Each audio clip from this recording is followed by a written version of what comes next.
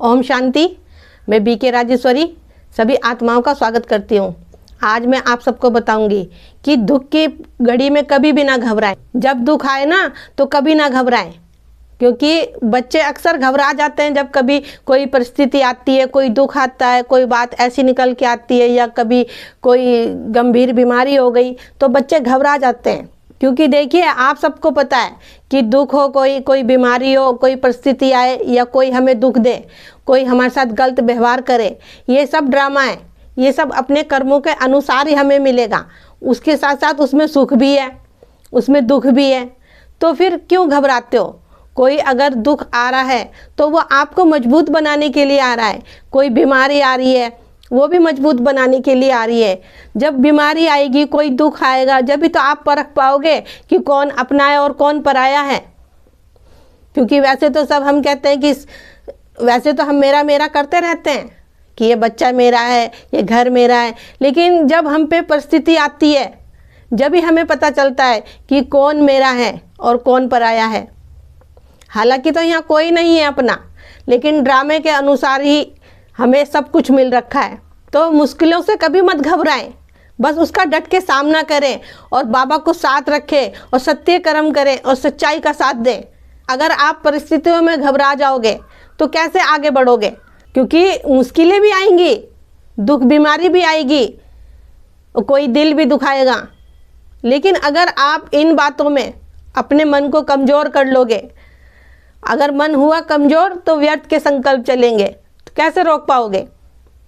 इसीलिए कहती हूँ कि आत्मा का पाठ पक्का करो और सबको आत्मा देखो, शरीर मत देखो, सबको आत्मा देखो, सबका लाइट का शरीर देखो। क्योंकि जब हम शरीर देखते हैं, जब भी हम देहभान में आते हैं, ये अपना पराया रिश्तेदार लोग सब जब भी दिखाई देते हैं। इसलिए कहती हूँ सबको आत्मा देखो, क्योंकि आत्मा देखोगे तो आप हल्के रहोगे। और देखो, ड्रामे को भी अपनी स्मृति में रखो, क्योंकि जब ड्रामा भी अपनी स्मृति में नहीं रहता, जब भी ये मन भटकता है। तो बाबा को भी स्मृति में रखो, ड्रामे को भी स्मृति में रखो और आत्मा का पाठ पक्का करो। तो फिर कैसी भी मुश्किल आएगी, आप उसका डट के सामना कर पाओगे। फिर आपकी घबराहट तो ऑटोमेटिक ही दूर हो जाएगी। देखो, जैसा जिसको दिया है वो तो लौटाएगा। सुख दिया है तो सुख लौटाएगा, दुख दिया है तो दुख लौटाएगा आपको। और जो ये दुख बीमारी आती है, ये भी अपने कर्मों के अनुसार ही आती हैगी। तो इससे भी कभी मत घबराओ। बस अपने अंदर ही यही हो कि जो होगा वो बहुत अच्छा होगा, क्योंकि वो परम पिता परमात्मा हमारे साथ हैगा। बस आप अपने मन के अंदर सच्चाई और सफाई रखो और सबके प्रति प्रेम रखो। देखिए, और अपने मन को मजबूत करो। अगर कोई दुख बीमारी आ रही है, कोई परिस्थिति आ रही है, तो उसको झेलना तो हमें ही है ना, कोई दूसरा तो नहीं झेलेगा। झेलना हमें ही। अगर हमें कोई बीमारी है तो उसका दर्द, उस बीमारी को हमें ही झेलना है, क्योंकि वो दुख हमारा ही है। तो कभी भी किसी भी बीमारी से, किसी भी परिस्थिति, किसी भी मुश्किल से कभी भी घबराना नहीं है, क्योंकि अगर घबराओगे तो कमज़ोर पड़ते रहोगे। इसीलिए अपने मन को मजबूत बनाओ, क्योंकि ये दुख सुख, दुख बीमारी, परिस्थिति, ये सब संसार के साथ हैगी। ये हमारे पे अकेले पे नहीं आती। अपने दुख भूल के दूसरों का दुख देखा करो। अपने दुख के सिवा हम किसी का दुख नहीं देखते। अगर हम सुखी तो संसार सुखी, हम दुखी तो सारा संसार दुखी। ये होता है इंसान के अंदर।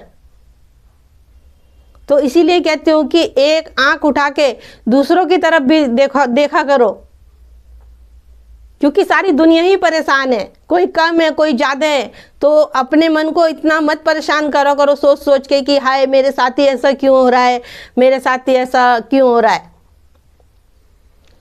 बस अच्छे विचार रखो अपने अंदर कि हाँ, जो भी हो रहा है सब अच्छा हो रहा है और जो भी होगा वो अच्छा होगा। बस यही कहूँगी कि अपने मन को मजबूत बनाओ, ताकतवर बनाओ अपने मन को।